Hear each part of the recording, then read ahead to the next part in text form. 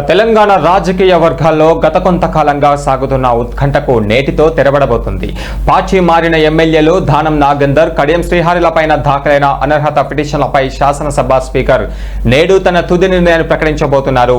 Supreme court ఆదేశాల నేపథ్యంలో నిర్ణీత గడువు ముగుస్తుండటంతో స్పీకర్ కార్యాలయం మేరకు సిద్ధమైంది. అయితే మొత్తం 10 మంది ఎమ్మెల్యేలు పార్టీ ఫిరాయింపు కాగా ఇప్పటికే 8 మందికి స్పీకర్ క్లీన్ చిట్ ఇచ్చారు.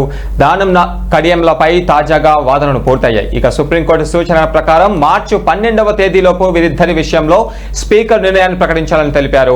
దీంతో నేడు స్పీకర్ తీర్పు ఎలా ఉండబోతుంది అని రాజకీయ వర్గాల్లో ఉత్కంఠ ఏర్పడింది. ఇవాళ వెలువడే తీర్పు ఈ ఎమ్మెల్యేల రాజకీయ భవిష్యత్తును నిర్ణయించబోతుంది.